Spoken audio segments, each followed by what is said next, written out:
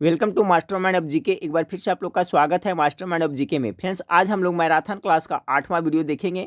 इसमें टोटल 100 प्रश्न है। सभी प्रश्न है जो जीके जीएस से है और क्वेश्चन का लेवल है जो बिल्कुल एग्जाम बेस्ड है फ्रेंड्स। इसलिए पूरा प्रैक्टिस सेट आप लोग जरूर देखिएगा। सभी को पता है फ्रेंड्स कि आज से यानी 25 फरवरी से एडमिट कार्ड डाउनलोड हो रहा है बिहार कांस्टेबल का, जिसका एग्जाम 14 मार्च और 21 मार्च को होने वाला है। तो आप लोग के पास अब मात्र 15 दिन का समय बचा हुआ है फ्रेंड्स। तो एक प्लानिंग के तहत पढ़े फ्रेंड्स। देखिए, बिहार पुलिस कांस्टेबल एग्जाम जो होने वाला है उसमें 100 प्रश्न पूछे जाएंगे। 100 प्रश्न में आपको 70 प्रश्न है जो जीके जीएस से रहेंगे। तो आपको विशेष फोकस करना है जीके जीएस पे फ्रेंड्स। साथ में हिंदी 10 प्रश्न रहेंगे, 10 प्रश्न अंग्रेजी, 10 प्रश्न मैथ, तो वो सब पे भी ध्यान देना है। लेकिन ज़्यादा ध्यान आपका स्कोरिंग उठेगा आपका जीके जीएस से। इसलिए फ्रेंड्स मैं 100 प्रश्नों का मैराथन क्लास आप लोग को प्रोवाइड कर रहा हूँ। तो फ्रेंड्स रिक्वेस्ट है, चैनल को अभी तक सब्सक्राइब नहीं किया तो चैनल को सब्सक्राइब कर बेल आइकन को जरूर दबा दीजिएगा। और एक बात मैं कहना चाहूँगा फ्रेंड्स, मेरी वेबसाइट पर आप लोग का रिस्पांस बहुत कम आ रहा है। देखिए, वेबसाइट पे बहुत सारा प्रैक्टिस सेट है फ्रेंड्स। आप वहाँ पर जाकर के आधा घंटा, 15 मिनट, 20 मिनट प्रत्येक दिन एक सेट को देखें, ठीक है। जो सेट देख चुके हैं फ्रेंड्स उसको बार बार देखते रहिएगा, तो उससे क्या है, सभी याद हो जाएगा। तो वेबसाइट का लिंक इस वीडियो के नीचे डिस्क्रिप्शन में दिया हुआ है फ्रेंड्स। वहाँ पर जाकर के वेबसाइट पर जरूर पढ़ें। वेबसाइट का नाम क्या है, तो जीके मास्टरमाइंड, GKmastermind.com सर्च करिएगा गूगल में तो आ जाएगा फ्रेंड्स। वहाँ पर बहुत सारा हिंदी का प्रैक्टिस है जीके जीएस का, तो वो सब जरूर देखें फ्रेंड्स, ठीक है। तो चलिए वीडियो को शुरू करते हैं। 100 प्रश्न टोटल है इसमें फ्रेंड्स। पुनः रिक्वेस्ट करूंगा कि चैनल को सब्सक्राइब कर लें और 8:30 बजे आपको लाइव मैं आता हूं फ्रेंड्स। तो 8:30 बजे आप लोग लाइव क्लास में भी जुड़ जाइएगा। चलिए, तो आज का पहला सवाल आपका रहा कि हाइड्रोजन के नाभिक संलयित होकर जब हीलियम का निर्माण करते हैं तो इस नाभिकीय अभिक्रिया में क्या होता है। बिल्कुल मॉडरेट क्वेश्चन है फ्रेंड्स। सवाल नंबर 1 का राइट आंसर गेस करते चलिएगा। ऑप्शन नंबर ए सही हो जाएगा। उष्मा की विशाल मात्रा मुक्त होती है। ध्यान रखिएगा फ्रेंड्स, हाइड्रोजन बम है जो भी नाभिक के संलयन के सिद्धांत पर काम करता है, ठीक है। हाइड्रोजन बम है जो नाभिकीय संलयन के सिद्धांत पर काम करता है और परमाणु बम है जो नाभिकीय विखंडन के सिद्धांत पर काम करता है। तो उसी से मिलता जुलता प्रश्न है कि जो हाइड्रोजन के नाभिक संलयित होकर जब हीलियम का निर्माण करते हैं तो इस नाभिकीय अभिक्रिया में क्या होता है, तो उष्मा की विशाल मात्रा मुक्त होती है। ऑप्शन नंबर ए बिल्कुल राइट आंसर होगा। सवाल नंबर 2 को देखते हैं। हीरा विद्युत का कुचालक है क्योंकि उसके रवों में क्या होता है। बिल्कुल देखिए, इसी टाइप का क्वेश्चन पूछा जाएगा फ्रेंड्स। 2 का राइट आंसर होगा ऑप्शन नंबर ए। चलायमान इलेक्ट्रॉन नहीं पाए जाते हैं, इसलिए है जो हीरा विद्युत का कुचालक होता है। सवाल नंबर 2 का right answer option number A होगा। सवाल नंबर 3 को देखें। निम्नलिखित रक्त वर्ग ब्लड ग्रुप में दोनों एंटीबॉडी मौजूद होते हैं। कौन सा ब्लड ग्रुप में दोनों एंटीबॉडी मौजूद होते हैं। टॉप मोस्ट बायोलॉजी का सवाल है फ्रेंड्स। सवाल नंबर 3 का right answer option number D का ब्लड ग्रुप ओ में दोनों एंटीबॉडी, ठीक है, एंटीबॉडी मौजूद होते हैं। सवाल नंबर 3 का राइट आंसर हो गया ऑप्शन नंबर डी। सवाल नंबर 4 को देखिए। सवाल नंबर 4 आपका निम्नलिखित किस अंग पर बंडल ऑफ हिस स्थित रहते हैं।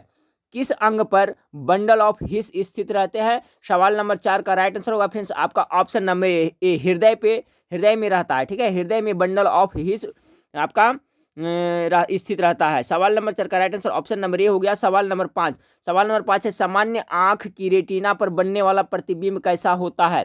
5 नंबर सवाल का क्या होता है, वास्तविक होता है और क्या होता है, उल्टा होता है। Option number C is correct number. सामान्य आंख के रेटिना पर प्रतिबिंब बनने वाला प्रतिबिंब कैसा होता है, तो वास्तविक और उल्टा होता है। सवाल नंबर 6 को देखें। 36 ग्राम जल में जल के मोलों की संख्या कितनी होगी। गेस करें फ्रेंड्स, सवाल नंबर 6 का राइट आंसर क्या होगा। तो सवाल नंबर 6 का जो करेक्ट आंसर होगा फ्रेंड्स ऑप्शन नंबर ए हो जाएगा, 2 होगा। 36 ग्राम जल में जल के मोलों की संख्या कितनी होगी, तो आपका कितना, 2। ऑप्शन नंबर ए है जो बिल्कुल राइट आंसर हो जाएगा। चलिए, सवाल नंबर 7 को देखिए। रानी खेत रोग किस में होता है। बहुत ही इंपॉर्टेंट सवाल है फ्रेंड्स, बहुत बार एग्जाम में रिपीट हुआ है। तो मुर्गी में होती है रानी खेत रोग, ठीक है। Option number B is correct number. Ranikhet रोग किसमें होता है, तो मुर्गी में। चलिए, सवाल नंबर 8 को देखते हैं। सवाल नंबर 8 है निम्नलिखित में से कौन सा क्षार सिर्फ आरएनए में पाया जाता है। कौन सा क्षार सिर्फ आरएनए में पाया जाता है। सवाल नंबर 8 का राइट आंसर क्या होगा, गेस करिए। आरएनए का फुल फॉर्म आप लोगों को पता होगा फ्रेंड्स, राइबोन्यूक्लिक एसिड। तो कह रहा है निम्नलिखित में से कौन सा क्षार है जो सिर्फ आरएनए में पाया जाता है, तो ऑप्शन नंबर सी है जो बिल्कुल राइट आंसर होगा, यूरेसिल। याद रखिएगा, क्या नाम है उसका, यूरेसिल। आरएनए में पाए जाने वाला क्षार कौन सा है, तो यूरेसिल है। ऑप्शन नंबर सी 8 का करेक्ट आंसर होगा। सवाल नंबर 9 को देखिए। निद्रा व्याधि निम्नलिखित में से किसके काटने से होता है, ठीक है, यानी स्लीपिंग सिकनेस, निद्रा रोग जिसे भी कहते हैं। तो क्या किसके काटने से होता है फ्रेंड्स, बहुत इंपॉर्टेंट है। तो देखिए निद्रा व्याधि या तो स्लीपिंग सिकनेस या तो निद्रा रोग किसके काटने से होता है, तो सवाल नंबर 9 का right answer option number B होगा, बालू मक्खी से होता है। देखिए फ्रेंड्स अभी से मैं एग्जाम तक पूरा साथ आप लोग को दूंगा, आप लोग मेहनत करते चलिए, ज़्यादा से ज़्यादा प्रैक्टिस सेट करते चलिएगा फ्रेंड्स, ठीक है। वीडियो अच्छा लगे तो लाइक करते चलिएगा, दोस्तों में शेयर जरूर करिए, आप लोग के लिए मैं इतना मेहनत करता हूँ फ्रेंड्स, तो कम से कम वीडियो को लाइक जरूर करें, दोस्तों में शेयर एक जरूर बनता है, ठीक है। तो 9 का है आपका बालू मक्खी के काटने से स्लीपिंग सिकनेस होता है या निद्रा रोग होता है। सवाल नंबर, हाँ फ्रेंड्स, तो सवाल नंबर 10 देखिए, सवाल नंबर 10 है सामान्य जुड़वा बच्चा किस लक्षण से असामान्य जुड़वा बच्चों से भिन्न होता है। बहुत अच्छा सवाल। सवाल नंबर 10 का जो राइट आंसर होगा फ्रेंड्स ऑप्शन नंबर क्या हो जाएगा आपका डी हो जाएगा, इसका ए सभी हो जाएगा। लिंग से भी होता है, निषेचित अंक की संख्या से भी होता है, क्रोमोसोम की विशेषता से होता है। तो क्या सवाल था कि सामान्य जुड़वा बच्चा जो होता है किस लक्षण से असामान्य जुड़वा बच्चों से भिन्न होता है, तो ऑप्शन नंबर डी इसका करेक्ट आंसर होगा, 10 का डी। सवाल नंबर 11 को देखें, यदि किसी तत्व इलेक्ट्रॉनिक विन्यास 2-8 है तो वह तत्व क्या होगा। सिंपल सा सवाल है फ्रेंड्स, 11 का क्या होगा राइट आंसर गेस करिए। तो 2-8 का रहा है, किसी तत्व का इलेक्ट्रॉनिक यानी टोटल 10 यानी किसका नियॉन का हो जाएगा, ऑप्शन नंबर सी 11 का बिल्कुल राइट आंसर होगा। अगला सवाल 12 नंबर को देखिए, रेफ्रिजरेटर में पानी ठंडा करने के लिए कौन सी गैस प्रयुक्त की जाती है। सवाल नंबर 12 का राइट आंसर हो जाएगा फ्रेंड्स ऑप्शन नंबर गेस करें क्या होगा, 12 का right answer option number B होगा, अमोनिया। रेफ्रिजरेटर में पानी ठंडा करने के लिए कौन सी गैस प्रयुक्त की जाती है, तो अमोनिया गैस प्रयुक्त की जाती है। सवाल नंबर 13 को देखें, कोबाल्ट उपस्थित होता है किसमें, सभी को पता है, तो B12 में आपका कोबाल्ट उपस्थित होता है, option number D is correct answer. चलिए सवाल नंबर 14 को देखें, सोडियम को मिट्टी के तेल में रखा जाता है। देखिए 2 सवाल इसमें बन रहा है, पूछा जाता है कि सोडियम को कहाँ रखा जाता है, तो आपका मिट्टी के तेल यानी किरोसिन तेल में रखा जाता है। क्यों रखा जाता है, यही देखिए मॉडरेट क्वेश्चन है, क्यों रखा जाता है ये पूछा गया है। पहले क्या पूछा जाता था फ्रेंड्स कि सोडियम को कहाँ किस में रखा जाता है, तो मिट्टी के तेल में, लेकिन अब क्या है क्वेश्चन मॉडरेट होता जा रहा है फ्रेंड्स, तो आप लोग को उसी तरह से पढ़ना है। 14 का करेक्ट आंसर हो जाएगा ऑप्शन नंबर बी, यह नम वायु से अभिक्रिया कर सोडियम हाइड्रोक्साइड में बदल जाता है, यही कारण है कि सोडियम को मिट्टी के तेल में रखा जाता है। 14 का right answer option number B हुआ, क्यों, यह नम वायु से अभिक्रिया कर सोडियम हाइड्रोक्साइड में बदल जाता है, याद करें।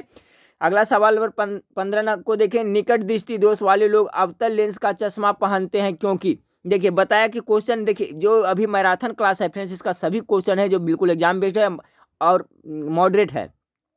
तो इसमें 2 सवाल बन रहा है फ्रेंड्स कि निकट दृष्टि दोष को दूर करने के लिए कौन सा लेंस का प्रयोग किया जाता है, अवतल लेंस का प्रयोग किया जाता है। अब कहता है निकट दृष्टि दोष वाले अवतल लेंस पहनते लगाते हैं, यूज करते हैं, क्यों करते हैं, यही आपका मॉडरेट क्वेश्चन हो गया घुमा करके। तो 15 का जो राइट आंसर होगा फ्रेंड्स ऑप्शन नंबर ए, अवतल लेंस दूर की वस्तुओं का प्रतिबिंब रेटिना पर बनाता है, यही कारण है कि निकट दृष्टि दोष वाले लोग अवतल लेंस का प्रयोग करते हैं, ऑप्शन नंबर ए 15 का राइट आंसर होगा। सवाल नंबर 16 को देखें, पीत किसके द्वारा स्रावित होता है। 50 बार कितना बार बताया हूँ फ्रेंड्स, इसका गेस करें। पीत किसके द्वारा स्रावित होता है, तो लीवर के द्वारा होता है। लीवर अर्थात यकृत, यकृत मतलब क्या होता है, लीवर होता है। तो पीत का स्राव होता है किससे, तो यकृत से होता है। और जमा कहाँ होता है फ्रेंड्स, तो पित्ताशय में होता है। तो सवाल नंबर 16 का correct answer option number C, यकृत के द्वारा या लीवर के द्वारा।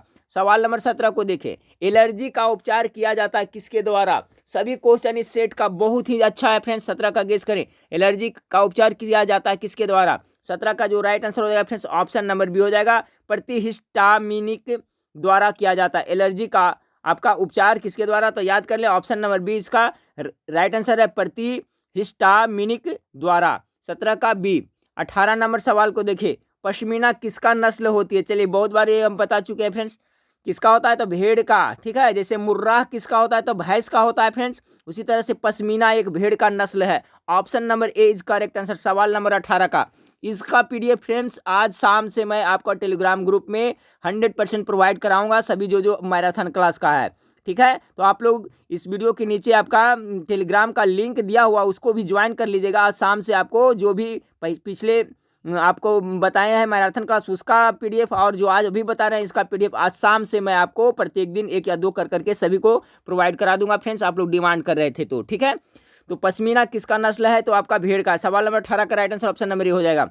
सवाल नंबर 19 को देखिए, 4 चरणों वाली आहार श्रृंखला में निम्नलिखित में से कौन सही है। बहुत इंपॉर्टेंट सवाल है फ्रेंड्स।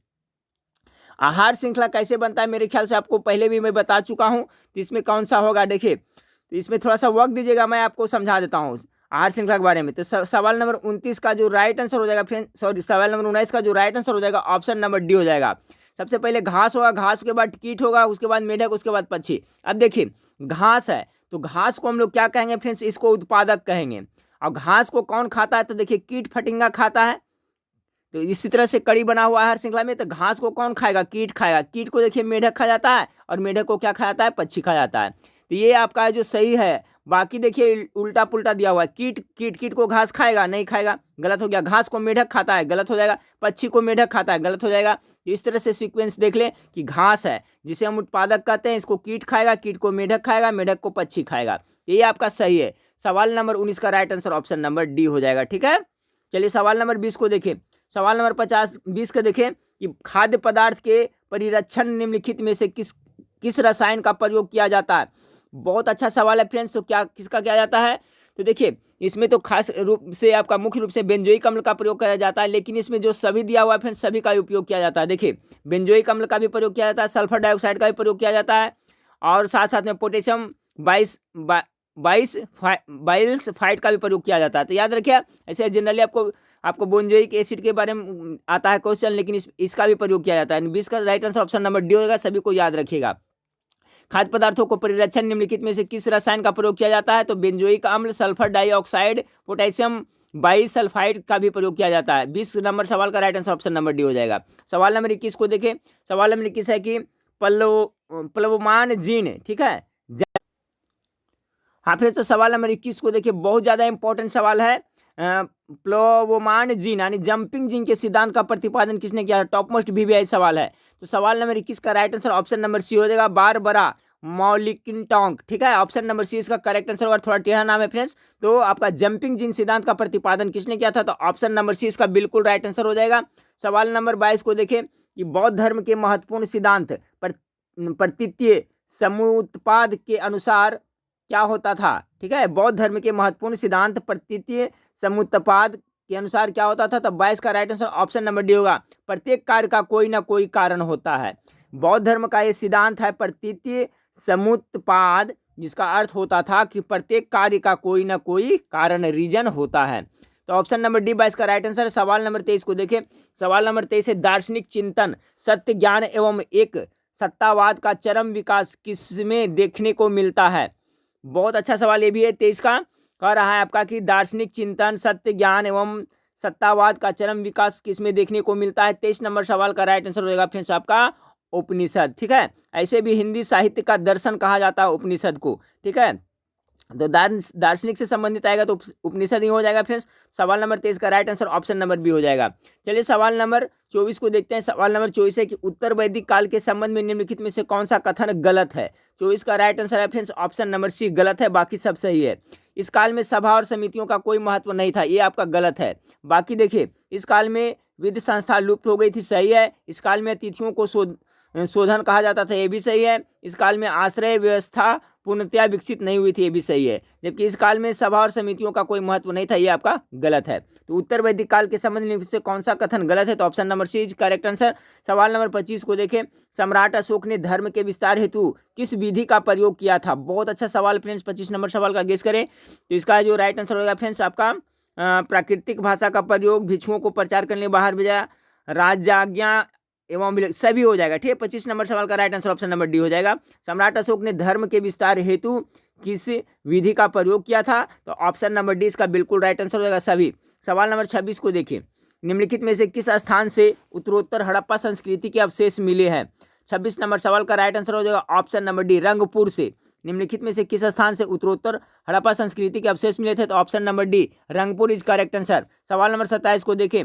हल संबंधी अनुष्ठान का सर्वप्रथम व्याख्यात्मक वर्णन मिलता है, कौन सा वर्णन है। देखिए एक क्वेश्चन बिल्कुल एग्जाम बेस्ड है फ्रेंड्स, इस टाइप का क्वेश्चन को आप लिख करके याद कर ले, रट ले। ठीक है, कह रहा हल संबंधी अनुष्ठान का सर्वप्रथम व्याख्यात्मक वर्णन कहाँ मिलता है, तो शतपथ ब्राह्मण में मिलता है। सवाल नंबर 27 का right answer option number A होगा, शतपथ ब्राह्मण में आपका मिलता है। सवाल नंबर 28 को देखें। कांची का कैलाश नाथ मंदिर किसने बनवाया था। 28 नंबर सवाल का राइट आंसर होगा friends option number C Narasimha Varman द्वितीय ने बनाया था। कांची का जो कैलाश नाथ मंदिर है उसका निर्माण किसने कराया था? तो नरसिंह वर्मन द्वितीय ने करवाया था। अगला सवाल को देखते हैं कि निम्नलिखित किस काल से बाल विवाह का प्रचलन हुआ था? 29 नंबर सवाल का राइट आंसर हो जाएगा राजपूत काल से। ये भी देखिए बहुत मॉडरेट और बिल्कुल अच्छा क्वेश्चन है कि बाल विवाह का प्रचलन किस काल से हुआ था? तो राजपूत काल से ही हुआ था। 29 नंबर सवाल का right answer option number D होगा। सवाल नंबर 30 को देखें, प्राचीन तक्षशिला विश्वविद्यालय का अवशेष कहाँ अवस्थित है? सवाल नंबर 30 का राइट आंसर हो जाएगा ऑप्शन नंबर बी, पाकिस्तान में है। अगला सवाल को लेते हैं, 31 नंबर सवाल है कि निम्नलिखित में से कौन राष्ट्रकूटों का सर्वाधिक शक्तिशाली प्रतिद्वंदी था? राष्ट्रकूटों का सर्वाधिक शक्तिशाली प्रतिद्वंदी कौन था? सवाल नंबर 31 का राइट आंसर क्या होगा फ्रेंड्स? तो ऑप्शन नंबर सी, प्रतिहार वंश है जो आपका राष्ट्रकूटों का सर्वाधिक शक्तिशाली प्रतिद्वंदी था। कौन सा? प्रतिहार वंश। 31 का सी। सवाल नंबर 32 को देखें, अलेक्जेंडर द ग्रेट भारत में कितने समय तक रहा था? बहुत अच्छा सवाल। अलेक्जेंडर द ग्रेट भारत में कितने समय तक रहा था? 32 का गेस करें तो ये टोटल आपका 19 माह रहा था। ऑप्शन नंबर डी इसका राइट आंसर होगा। अलेक्जेंडर द ग्रेट भारत में 19 माह रहा था। Option number D correct answer. सवाल नंबर 33 को देखें, महात्मा बुद्ध के संबंध में महाभिनिष्क्रमण का क्या अर्थ होता है? ये प्रैक्टिस सेट का सभी क्वेश्चन आप देख रहे होंगे फ्रेंड्स, कितना अच्छा है, बहुत अच्छा, बिल्कुल एग्जाम बेस्ड है। ठीक है, इसका पीडीएफ शाम को मैं दे दूंगा फ्रेंड्स टेलीग्राम ग्रुप में। टेलीग्राम ग्रुप आप जरूर ज्वाइन कर लीजिएगा, इस वीडियो के नीचे डिस्क्रिप्शन लिंक दिया हुआ है, ज्वाइन करके रखें फ्रेंड्स, आपको एग्जाम तक इसमें बहुत फायदा होने वाला है। तो सवाल नंबर 33 का राइट आंसर होगा आपका गृह त्याग। ठीक है, महाभिनिष्क्रमण कब क्या था? जब महात्मा गांधी है जो गृह को त्याग किया थे, उस घटना को क्या कहा जाता है? महाभिनिष्क्रमण कहा जाता है। Option number A's correct answer 33 का। सवाल नंबर 34 को देखिए, कंदरिया महादेव का प्रसिद्ध मंदिर है, कहाँ पड़ता है? 34 का। 34 नंबर सवाल का राइट आंसर होगा फ्रेंड्स ऑप्शन नंबर खजुराहो में पड़ता है। कह रहा है कि कंदरिया महादेव का प्रसिद्ध मंदिर कहाँ? खजुराहो में है। और इस मंदिर के निर्माण का श्रेय किसे जाता है? तो चंदेल शासकों का। खजुराहो में जो भी मंदिर है उसका निर्माण का श्रेय किसे जाता है? तो चंदेलों को जाता है, याद रखिएगा, चंदेल वंश को जाता है। तो यहाँ पर सवाल क्या था आपका? कंदरिया महादेव का प्रसिद्ध मंदिर कहाँ? खजुराहो में। ऑप्शन नंबर 34 का करेक्ट आंसर होगा। सवाल नंबर 35 को देखें, त्रिपिटक में कौन सा ग्रंथ नहीं है? कौन सा ग्रंथ नहीं है त्रिपिटक में? 35 का गेस करें तो देखिए, अभिधम पिटक, विनय पिटक और सुप्त पिटक है, यश पिटक नहीं है, यानी ऑप्शन नंबर डी इसका राइट आंसर होगा। देखिए इस टाइप का सवाल पूछा जा सकता है, त्रिपिटक में कौन सा ग्रंथ नहीं है? तो डी नहीं है। अगला सवाल को लेते हैं कि योगी के रूप में शिव की कल्पना सर्वप्रथम किस काल में की गई थी? सवाल नंबर 36 का राइट आंसर होगा फ्रेंड्स ऑप्शन नंबर ए, सैंधव काल में की गई थी। अगला सवाल को लेते हैं, भागवत धर्म का आत्मा किसे माना गया? बहुत अच्छा सवाल है फ्रेंड्स, वीवीआई गेस करें इसका राइट आंसर क्या होगा? 37 नंबर सवाल का, भागवत धर्म की आत्मा किसे माना गया है? 37 का correct answer option number B होगा, ज्ञान योग को। भागवत धर्म की आत्मा ज्ञान योग को माना गया है। चलिए 37 का बी हो गया। 38 नंबर सवाल को देखिए, पुरुषार्थ का चरम बिंदु क्या है? पुरुषार्थ का चरम बिंदु क्या है? 38 का राइट आंसर होगा मोक्ष। जो पुरुषार्थ है उसका चरम बिंदु मोक्ष है। ऑप्शन नंबर 20 का राइट आंसर होगा। सवाल नंबर 39 को देखिए, मामल्लपुरम के रथ मंदिर किस शैली में निर्मित है? 39 नंबर सवाल का हो जाएगा, द्रविड़ शैली में निर्मित है। मामल्लपुरम के रथ मंदिर द्रविड़ शैली में निर्मित है। ऑप्शन नंबर डी 39 का राइट आंसर होगा। सवाल नंबर 40 को देखें, अशोक का कौन सा अभिलेख वस्त्रोत्फेदन तरीके से लिखा गया है? वस्त्रोत्फेदन तरीके से लिखा गया अशोक का कौन सा अभिलेख? 40 नंबर सवाल का right answer option number C, Bhabru शिलालेख लिखा गया है। अगला सवाल को लेते हैं, 41 नंबर सवाल, हर्ष की मृत्यु के पश्चात 12वीं शताब्दी तक उत्तर भारत में, हर्ष की मृत्यु के पश्चात 12वीं शताब्दी तक उत्तर भारत में सबसे दीर्घजीवी साम्राज्य किसका रहा था? सबसे दीर्घ यानी लंबा साम्राज्य किसका रहा था? 41 का right answer option number B होगा, पाल वंश का।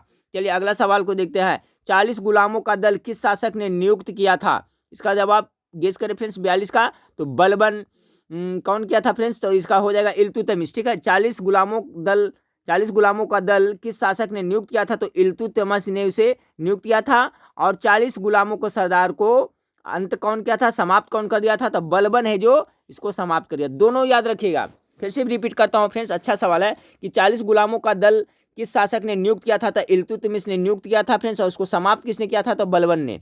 ठीक है, तो दोनों याद रखिएगा। सवाल नंबर 40 का राइट आंसर हो जाएगा ऑप्शन नंबर ए। सवाल नंबर 43 को देखें, शंकराचार्य ने हिंदू धर्म के सुव्यवस्थित करने के लिए किस संप्रदाय की स्थापना की थी? शंकराचार्य ने 43 नंबर सवाल का right answer option number C स्मृति संप्रदाय की किया था। ठीक है, शंकराचार्य ने हिंदू धर्म के सुव्यवस्थित करने के लिए कौन सा संप्रदाय की स्थापना की थी? तो 43 का right answer option number C हुआ, स्मृति संप्रदाय की थी। सवाल नंबर 44 को देखें, किसने कहा जैसे ही बाबर ने शाश्वत स्वर्ग के लिए इस पृथ्वी के तख्त को छोड़ा, हुमायूं की कठिनाइयां आरंभ हो जाएगी? किसने कहा था? ये आपका खांद मीर ने कहा था। 44 का right answer option number C हो जाएगा। ठीक है, चलिए सवाल नंबर 45 को देखें कि निम्नलिखित में से कौन सा विद्रोह जहांगीर के शासनकाल में नहीं है? ठीक है, जहांगीर के शासनकाल में कौन सा विद्रोह नहीं है? 45 का है जो राइट आंसर हो जाएगा फ्रेंड्स ऑप्शन नंबर डी, बुंदेलों का विद्रोह। बुंदेलों का विद्रोह जो जहांगीर के शासनकाल में नहीं हुआ था, यह विद्रोह आपका शाहजहां के शासनकाल में हुआ था। याद रखिए फ्रेंड्स, यहाँ बहुत सारा सवाल बन रहा है, तो याद रखें। खुसरो का विद्रोह आपका जहांगीर के शासनकाल में हुआ, महावत खां का विद्रोह उसी के शासनकाल में हुआ, खुर्रम का विद्रोह हुआ जहांगीर के शासनकाल में, लेकिन बुंदेलों का विद्रोह हुआ था किसके? शाहजहां के शासनकाल में। याद रखिएगा, सवाल आपसे यही पूछा गया था कि कौन सा विद्रोह जहांगीर के शासनकाल में नहीं हुआ था, तो ऑप्शन नंबर डी, बुंदेलों का विद्रोह। बुंदेलों का विद्रोह किसके शासनकाल में हुआ था? तो शाहजहां के शासनकाल में।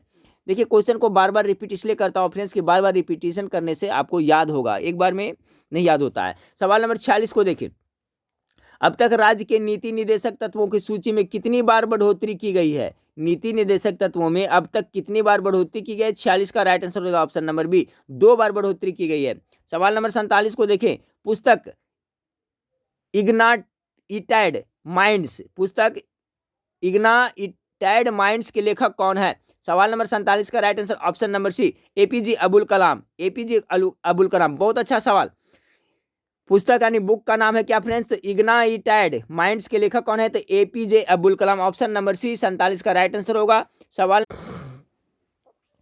हाँ फ्रेंड्स, तो सवाल नंबर 48 बहुत ही इंपॉर्टेंट सवाल है कि राज्यसभा में सर्वाधिक प्रतिनिधित्व वाले राज्यों का सही क्रम में इंगित करें। यानी राज्यसभा में सर्वाधिक प्रतिनिधित्व कहाँ से होता है, उसके बाद कौन सा राज्य से होता है, इसका आपको बताना है। तो 48 का जो राइट आंसर होगा ऑप्शन नंबर बी होगा। सबसे ज्यादा राज्यसभा में उत्तर प्रदेश से जाता है। कितना जाता है फ्रेंड्स? तो 31 सदस्य जाता है राज्यसभा में उत्तर प्रदेश से। उसके बाद में महाराष्ट्र से कितना जाता है फ्रेंड्स? तो महाराष्ट्र से फिर 19 सदस्य जाता है, याद करते चलेगा। उसके बाद में बचेगा आंध्र प्रदेश और तमिलनाडु। तो आंध्र प्रदेश और तमिलनाडु से कितना जाता है? दोनों से 18 सदस्य जाते हैं। तो ये भी याद रखिएगा। तो राइट आंसर हो गया आपका ऑप्शन नंबर बी। पूछा जाता है राज्यसभा में सर्वाधिक प्रतिनिधित्व किस राज्य से जाते हैं? तो उत्तर प्रदेश से दूसरा स्थान पे महाराष्ट्र है, और आंध्र प्रदेश और तमिलनाडु से 18-18 जाता है, तीसरा पे है।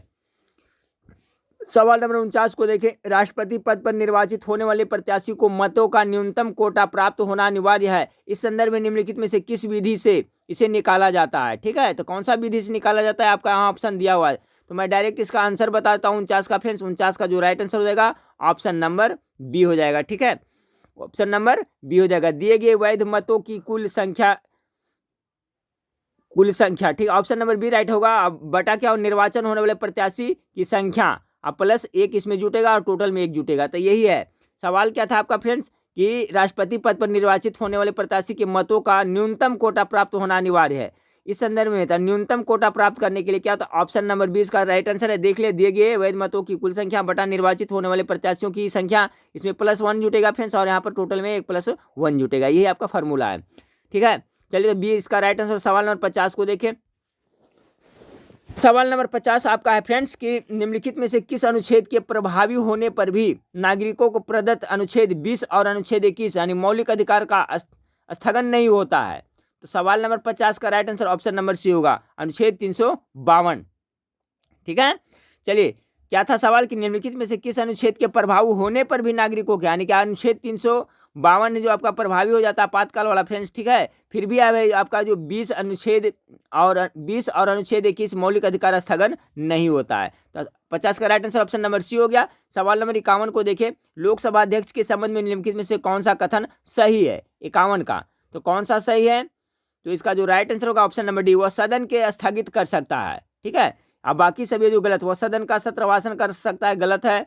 वह सदन का सत्र बुला सकता है, गलत है। वह सदन को विघटित कर सकता है, गलत है। जो 51 नंबर सवाल का right answer option number D होगा। लोकसभा अध्यक्ष के संबंध में से कौन सा कथन सही है? तो वह सदन को स्थगित कर सकता है। सवाल नंबर 52 को देखें फ्रेंड्स कि संसदीय समिति के गठन का उद्देश्य क्या है? सभी क्वेश्चन इस प्रैक्टिस सेट का बहुत शानदार है फ्रेंड्स, पूरा जरूर देखिएगा। 52 नंबर सवाल का right answer option number D होगा। संसदीय समिति के गठन का मुख्य उद्देश्य है विधि निर्माण की प्रक्रिया को तेज करना, तकनीकी और उलझे हुए विधेयकों पर विशेष रूप से विचार करना, संसद के सदनों द्वारा विचार करने से पूर्व विधेयक का परीक्षण करना। सवाल नंबर 52 का right answer option number D होगा। चलिए सवाल नंबर 53 को देखते हैं। सवाल नंबर 53, एक दिन में एक सदस्य राज्यसभा में अधिक से अधिक कितने तारांकित प्रश्न पूछ सकते हैं? बहुत अच्छा टॉप मोस्ट वीवीआई सवाल है 53 का। एक दिन में एक सदस्य राज्यसभा में अधिक से अधिक कितने तारांकित प्रश्न पूछ सकते हैं? 53 नंबर सवाल का right answer option number A होगा। 3 सवाल पूछ सकते हैं। कितना? 3 सवाल। सवाल नंबर 54 को देखें कि परिसंघ न्यायालय उच्चतम न्यायालय का पूर्व रूप की स्थापना कब हुई थी?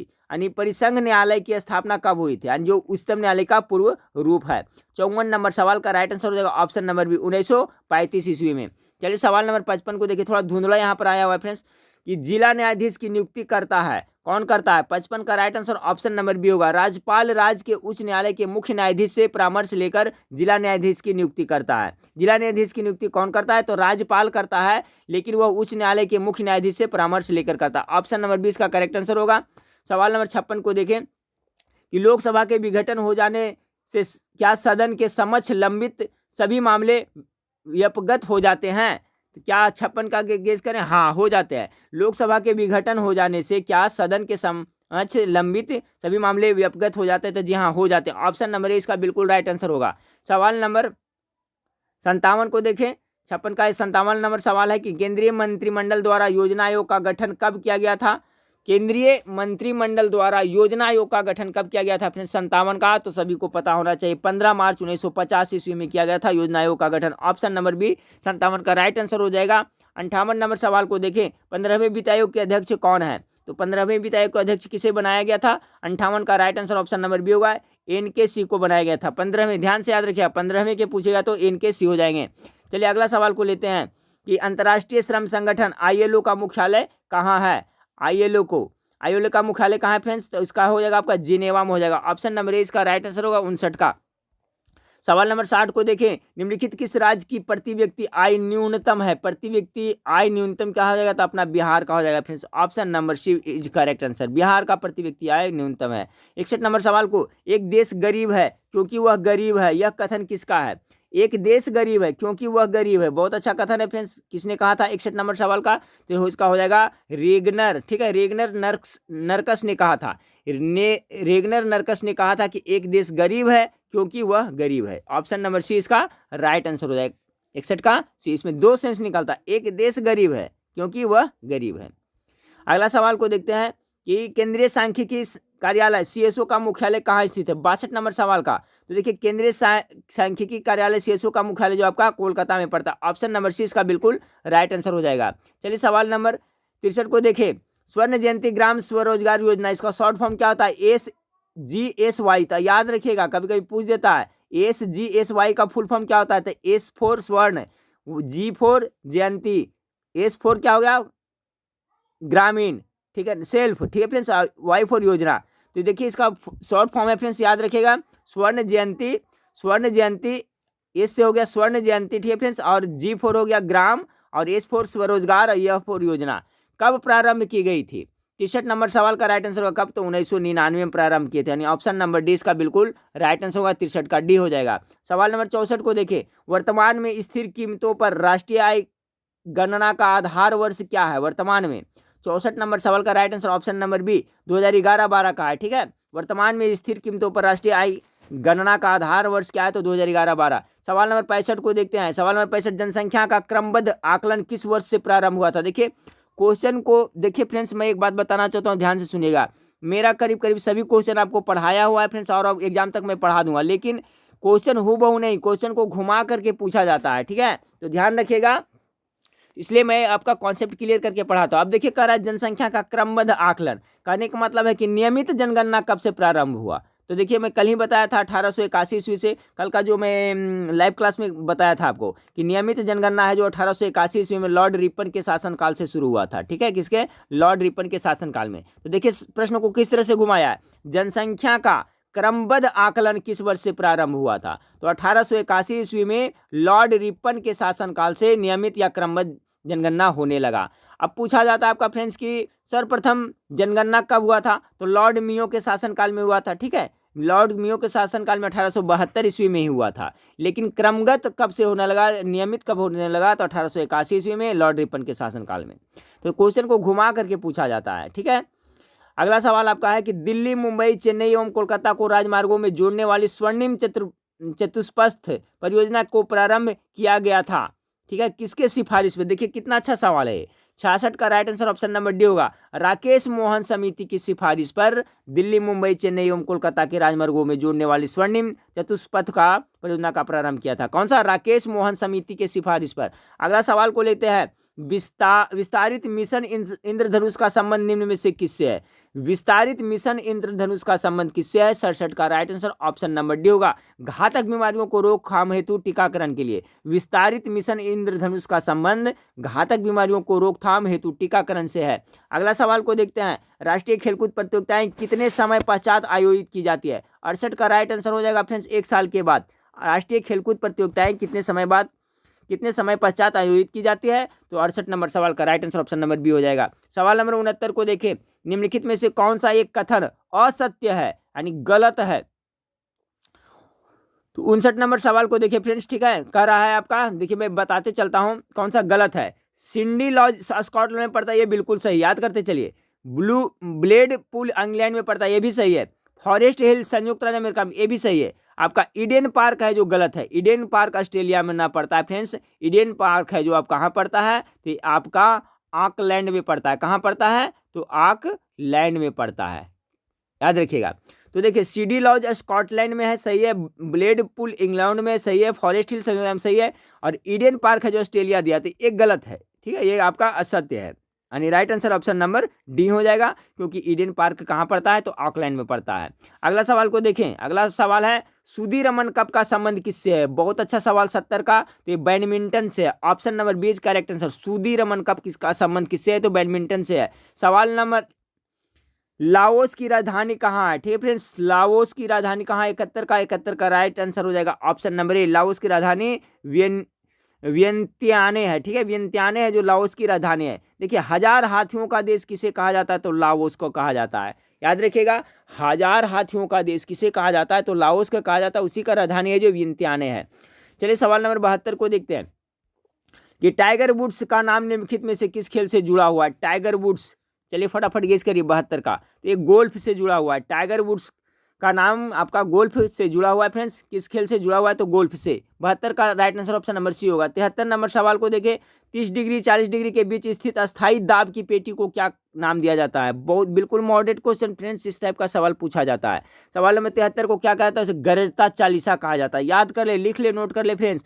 30 डिग्री और 40 डिग्री के बीच स्थित अस्थायी दाब पट्टी को गरजता चालीसा कहा जाता है। ठीक है, चालीसा में देखिए यहाँ पर आपको 40 जरूर रहेगा, ये ध्यान रखिएगा। तो 30 से 40 के बीच में गरजता चालीसा रहेगा। 50 रहेगा तो 50 कहा जाता है, इस तरह से। तो कुछ ट्रिक से याद रखिएगा। तो यहाँ देख गरजता चालीसा और रहेगा फ्रेंड्स, तो यहाँ 40 जरूर रहेगा 30 से 40 डिग्री के।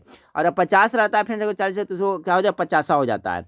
तो देखिए सवाल नंबर 73 बहुत ही इंपॉर्टेंट है। 30 और 40 डिग्री के बीच स्थित दाब की पेटी को क्या कहा जाता है, गरजता चालीसा कहा जाता है। सवाल नंबर 74 को देखिए फ्रेंड्स कि एयर इंडिया को मुंबई से न्यूयॉर्क तक के उड़ान के दौरान किन प्रमुख मार्गों से गुजरना पड़ता है। देखिए कैसा सवाल, बहुत अच्छा सवाल है।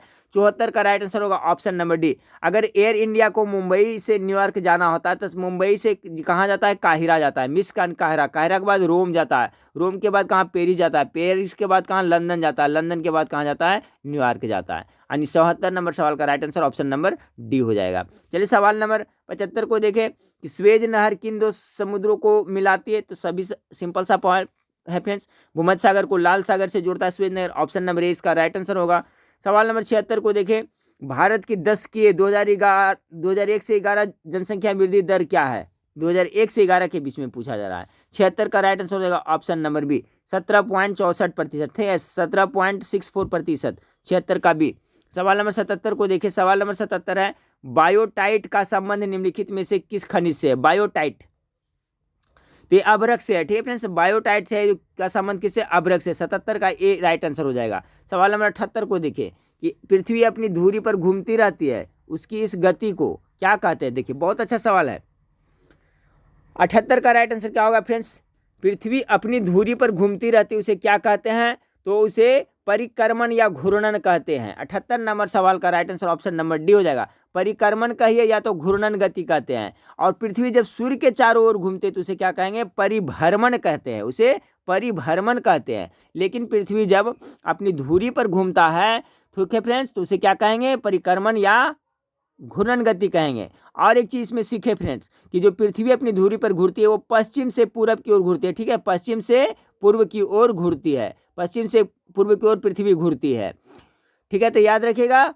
और देखिए फ्रेंड्स, दिन रात होता है जो आपका परिक्रमण या घूर्णन गति के कारण होता है, और मौसम परिवर्तन होता है वो परिभ्रमण गति का। तो परिभ्रमण गति किसे कहते हैं आप लोग समझ गए होंगे कि जब पृथ्वी सूर्य के चारों ओर चक्कर लगाए तो परिभ्रमण होगा, लेकिन पृथ्वी अपनी धुरी पर घूरेगा तो परिक्रमण या घूर्णन होगा।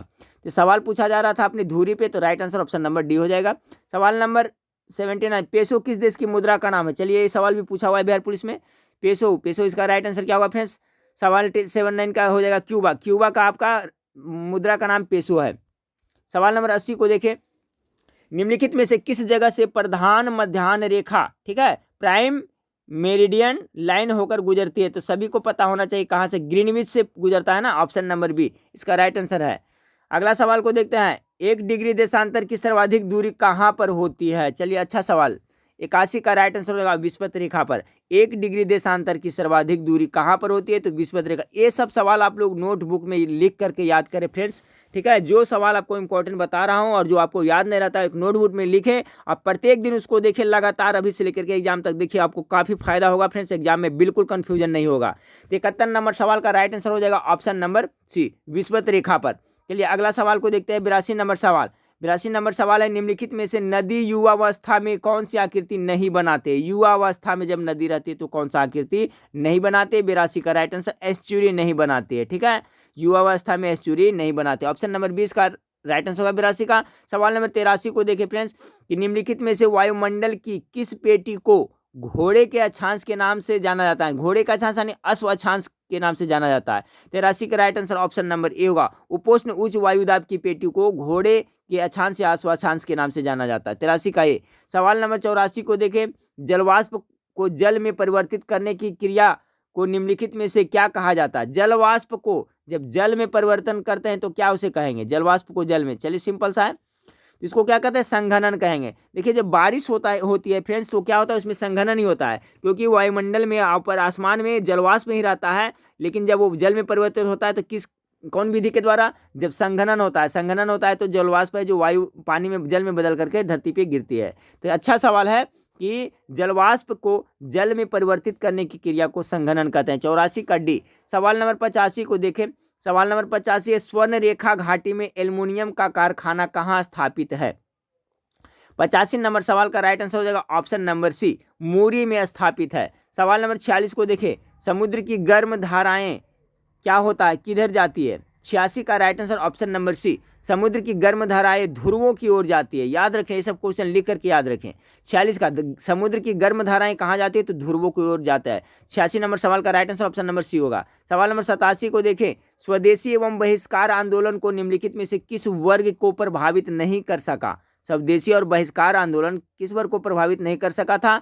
तो सवाल नंबर 87 का जो राइट आंसर होगा ऑप्शन नंबर बी मुस्लिम किसान वर्ग को प्रभावित नहीं कर सका था। 87 का right answer option number B होगा।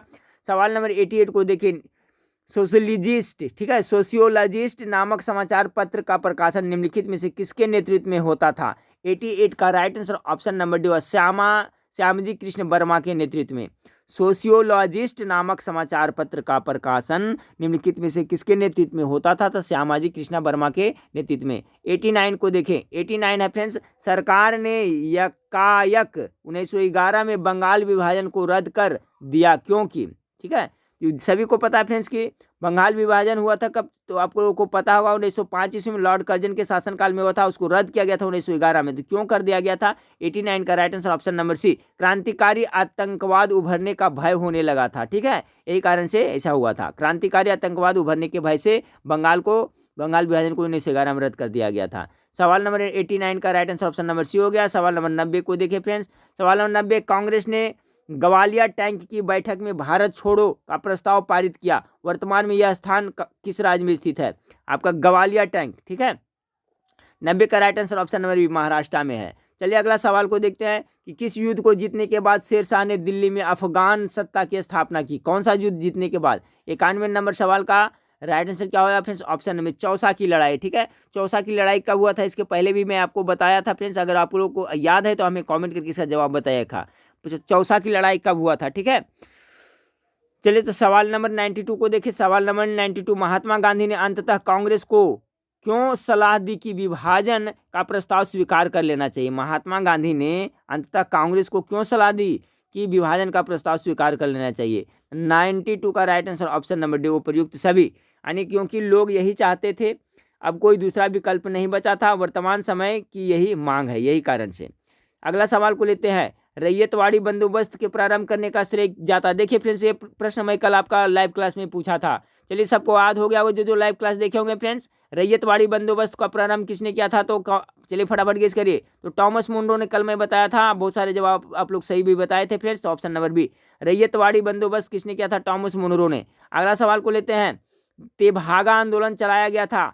तेभागा आंदोलन चलाया गया था किसके विरुद्ध में? 94 का राइट आंसर क्या होगा? ऑप्शन नंबर ए बाटीदारों द्वारा जोतोदारों के विरुद्ध में। ठीक है, बटाईदारों, जो बटाई करता था उसके द्वारा किसके? जोतोदारों के विरुद्ध में तेभागा आंदोलन चलाया गया था। 94 का right answer option A. 95 number सवाल को देखें, युवा नागा महिला गैडिन लियू, ठीक है, गैडिन लियू को रानी की उपाधि से विभूषित किया था। किसने किया था? युवा नागा महिला को कौन सा उपाधि से? तो गैडिन लियू की को, ठीक है, सॉरी, युवा नागा महिला गैडिन लियू को, नाम है उनका, रानी की उपाधि से विभूषित किसने किया था? तो 95 का राइट आंसर ऑप्शन होगा option number A Jawaharlal Nehru. ठीक है फ्रेंड्स, यहाँ पढ़ने में मिस्टेक हो रहा था। ये देखिए, युवा नागा महिला, उनका नाम क्या था? तो गैडिन लियू था, उनको रानी की उपाधि किसने दिया था? जवाहरलाल नेहरू ने। ऑप्शन नंबर ए करेक्ट होगा। चलिए सवाल नंबर 96, कामागाटामारू क्या है? चलिए सिंपल सा सवाल है फ्रेंड्स। 96 से क्या क्या हो जाएगा? एक जलपोत का नाम है। ठीक है, ये क्या? एक जलपोत है, यानी कि जहाज है, पानी वाला जहाज है। ऑप्शन नंबर ए इसका बिल्कुल राइट आंसर होगा 96 का। चलिए 97 नंबर सवाल को देखते हैं कि न्यू इंडिया और कॉमनवेल्थ, ठीक है, न्यू इंडिया और कॉमनवेल्थ नामक पत्र का प्रकाशन प्रारंभ किया किसने किया था? बहुत अच्छा सवाल है। तो एनी बेसेंट के द्वारा। ये देखिए, हो सकता है एग्जाम में पूछ दिया जाए। न्यू इंडिया और कॉमनवेल्थ नामक पत्र का प्रकाशन किसने किया था? तो एनी बेसेंट ने शुरू किया था। 98 को देखिए फ्रेंड्स। हाँ फ्रेंड्स, तो सवाल नंबर 98 को देखिए। सवाल नंबर 98 आपका है कि किस वायसराय का कथन है कि कांग्रेस अपने पतन की ओर लड़खड़ाती जा रही है तथा उसकी इच्छा है कि वह कांग्रेस को शांतिमय मृत्यु में सहायता दे सके? किसने ऐसा कहा था? तो 98 नंबर सवाल का राइट आंसर होगा option number D, Lord Curzon ने ऐसा कहा था। चलिए सवाल नंबर 99 को देखें। सवाल नंबर 99 आपका है, दिल्ली चलो आंदोलन का संबंध निम्नलिखित में से किससे है? चलिए फ्रेंड्स गेस करें 99 का, तो क्या हो जाएगा? ऑप्शन नंबर गेस करें बी, व्यक्तिगत सत्याग्रह से संबंधित है। ठीक है, दिल्ली चलो आंदोलन का संबंध निम्नलिखित में से किससे संबंधित है? तो व्यक्तिगत सत्याग्रह से है। 99 का right answer option number B हो जाएगा। बहुत ही इंपॉर्टेंट सवाल है। और दिल्ली चलो का नारा किसने दिया था? कमेंट करके हमें इसका जवाब भी आप लोग बताइएगा। ठीक है फ्रेंड्स, तभी हमको पता चलेगा कि आप पूरा प्रैक्टिस सेट देखते हैं। दिल्ली चलो आंदोलन का नारा किसने दिया था, किसने कहा था, और ये सवाल किससे संबंधित था फ्रेंड्स? तो आपका व्यक्तिगत सत्याग्रह से था। चलिए इस वीडियो का लास्ट सवाल को देखते हैं। 1930 के दशक में सर्वप्रथम किस युवा मुस्लिम बुद्धिजीवी ने पृथक मुस्लिम राष्ट्र की अवधारणा को प्रतिपादित किया था? बहुत अच्छा सवाल। तो इसने किया, रहमत अली ने किया था। Option number C. ये क्वेश्चन को घुमाया गया है कि 1930 के दशक में सर्वप्रथम किस युवा मुस्लिम बुद्धिजीवी ने पृथक मुस्लिम राष्ट्र का, यानी कि अलग मुस्लिम राष्ट्र का मांग किसने किया था, अवधारणा को प्रतिपादित किया था? तो रहमत अली ने किया था। तो देखिए फ्रेंड्स, ये 100 प्रश्न था। ये मैराथन क्लास का आपका 8वां वीडियो था। सभी प्रश्न जो 100 प्रश्न थे बिल्कुल एग्जाम बेस्ड था, तो सभी को याद कर लीजिएगा फ्रेंड्स। इसका पीडीएफ मैं शाम तक आप लोग को प्रोवाइड करा दूंगा। और फ्रेंड्स देखिए, मैं एक तरीका बताता हूँ जिससे मेरा वेबसाइट पे आपको जाकर पढ़ने में क्या है, जो वहाँ पे पैसा तो लगता है ना फ्रेंड्स। तो वहाँ पर आप 10 से 20 मिनट या आधा घंटा प्रत्येक दिन जाएँ वेबसाइट पर, और जो प्रैक्टिस सेट है उसको प्रत्येक दिन देखते जाएँ। 10 मिनट 20 मिनट जब भी समय मिले वहां पर जाकर के प्रत्येक दिन प्रैक्टिस सेट को देखिए। इससे क्या होगा फ्रेंड्स कि सभी है जो आपका परमानेंट मेमोरी में याद हो जाएगा, और वेबसाइट पे पढ़ने में मजा भी आएगा फ्रेंड्स, क्योंकि वहां पर आंसर तो छुपा हुआ रहता है, हाइड किया हुआ रहता है। जब आप क्लिक करते हैं शो पर तभी आंसर दिखाता है। तो इससे आपको पता चलेगा, मान लिया कि 50 प्रश्नों का एक प्रैक्टिस सेट है, तो उसमें आप देखिए पहला दिन आपको 50 में से कितना सही होता है, दूसरा दिन कितना सही होता है, तीसरा दिन ऐसा आएगा फ्रेंड्स कि सभी प्रैक्टिस सेट आपको याद हो जाएगा, और जब भी वो प्रैक्टिस से जाइए 50 में 50 करके आइएगा, तभी आपका जीके जीएस मजबूत होगा। ठीक फ्रेंड्स, तो इस बात को जरूर ध्यान में रखिएगा। तो नेक्स्ट वीडियो में फिर मिलते हैं, देखने के लिए थैंक यू, धन्यवाद। और फ्रेंड्स मेरा वेबसाइट का नाम आप लोग को पता ही है, gkmastermind.com है, और इसका लिंक भी इस वीडियो के नीचे डिस्क्रिप्शन में मैं दे रहा हूँ। चलिए तो नेक्स्ट वीडियो में फिर मिलते हैं।